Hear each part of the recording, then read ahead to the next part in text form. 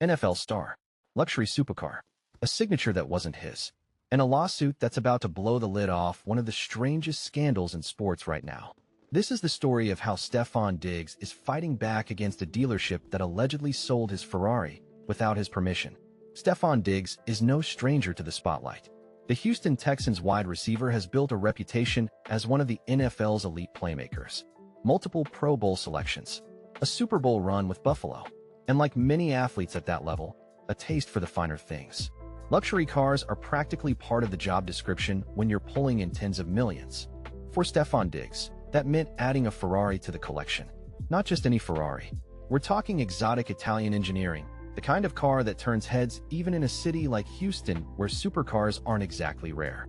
But here's where this story takes a turn. Because according to recent court filings, that Ferrari ended up sold.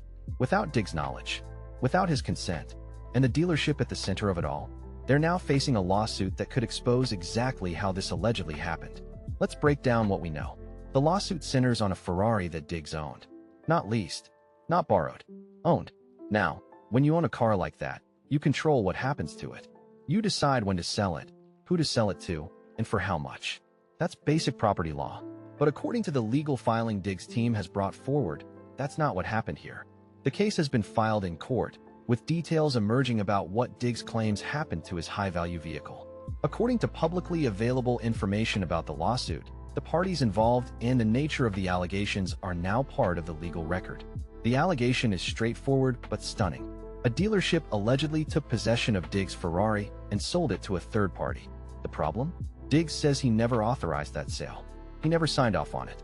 And yet, somehow, the car changed hands anyway. Now, you might be wondering, how does something like that even happen? How does a dealership sell a car that doesn't belong to them? That's where things get complicated. According to the lawsuit, the key issue revolves around a signature. Specifically, a signature on documents that allegedly authorized the sale. Documents that Diggs claims he never signed. This isn't just a he said, she said situation. This is a direct allegation of forged authorization.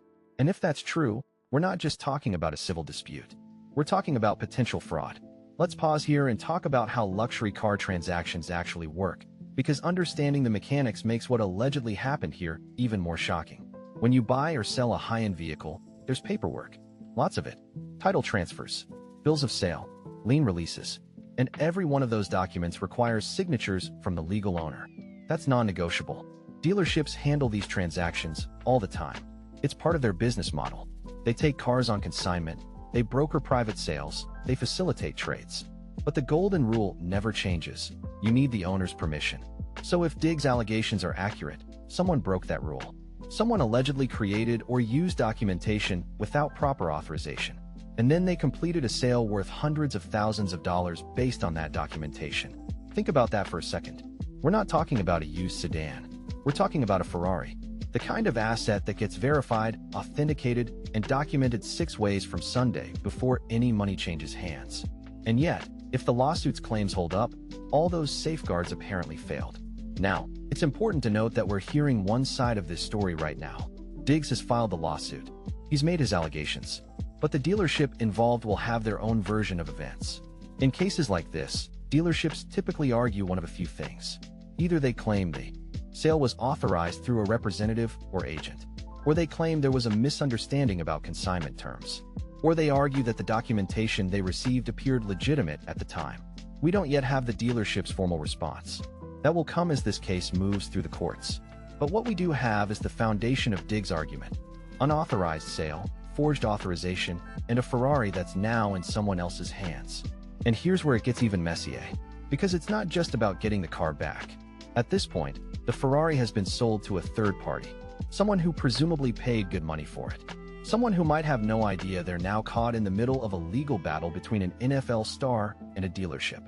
That third party? They're potentially a victim here too. They bought what they thought was a legitimately sold vehicle. Now they're sitting on an asset that's at the center of a lawsuit. So what's actually at stake here? For Stefon Diggs, this is about more than just one car. It's about principle. It's about accountability. And it's about sending a message that athletes won't be taken advantage of just because they have money. The financial damages being sought in the lawsuit likely include the value of the Ferrari itself, plus any additional losses Diggs incurred. But there's also the reputational element. When you're a public figure and something like this happens, it raises questions. Did you lose track of your assets? Were you careless? Were you scammed? Diggs is making it clear this wasn't carelessness. This was, according to his legal team, theft. For the dealership, the stakes are potentially catastrophic. If a court finds that they did indeed sell a vehicle without proper authorization, they're looking at massive liability, civil penalties, potential criminal exposure, and reputational damage that could sink their business. Because here's the thing about the luxury car world, it runs on trust. Collectors, athletes, executives, they need to know that when they leave a vehicle with a dealership for service, for storage, for consignment, it's going to be handled properly. One scandal like this can destroy decades of reputation. And for the third party who bought the Ferrari, they're in legal limbo. They might have to surrender the car. They might have to fight the dealership for their money back. They might end up in court battles that last years. Nobody wins in a situation like this, except maybe the lawyers. Here's what makes this story particularly important. Stefon Diggs isn't the first athlete to face something like this.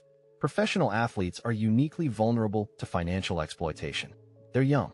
They're suddenly wealthy. They're focused on their sport, not on monitoring every detail of their business affairs. And they're surrounded by people who want a piece of that wealth. Sometimes it's financial advisors who drain accounts. Sometimes it's family members who take advantage. And sometimes it's businesses that see an opportunity and decide to take it. The luxury car angle isn't even that unusual. Cars are liquid assets. They can be moved quickly. They can be sold to buyers who don't ask too many questions.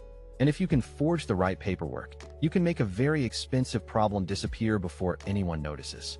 What is unusual is that Diggs caught it. He noticed. He investigated. And he's fighting back publicly. A lot of athletes in this situation would quietly settle. Take the money, sign an NDA, move on. It's easier. It's faster. It avoids the public scrutiny. But Diggs filed a lawsuit. He's putting this in the public record. And that suggests he wants more than just compensation. He wants accountability. So where does this go from here? The lawsuit is in its early stages.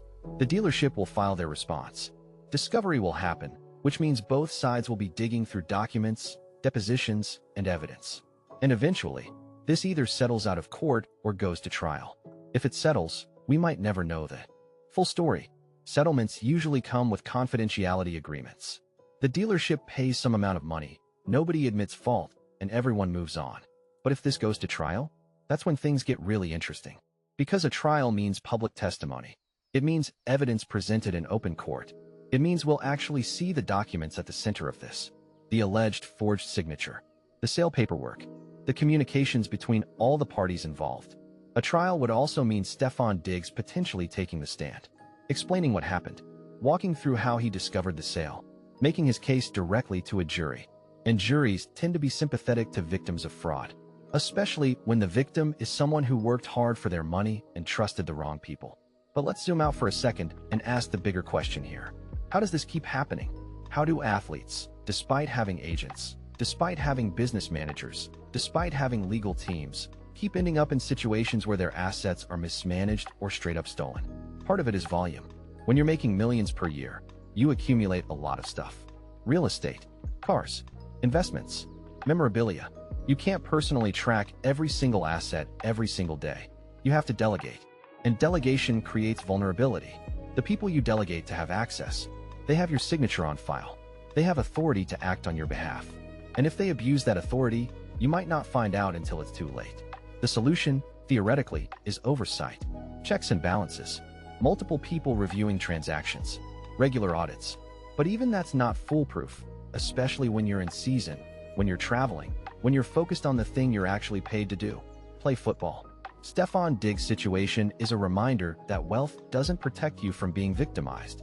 Sometimes it makes you a bigger target. Here's where we are. Stefon Diggs is suing a dealership over the alleged unauthorized sale of his Ferrari. The lawsuit claims forged authorization. The dealership hasn't publicly responded yet. And somewhere out there, a third party is sitting on a supercar that might need to be returned. This case is going to play out in court over the coming months. We'll learn more as documents get filed, as depositions happen, as the legal process grinds forward.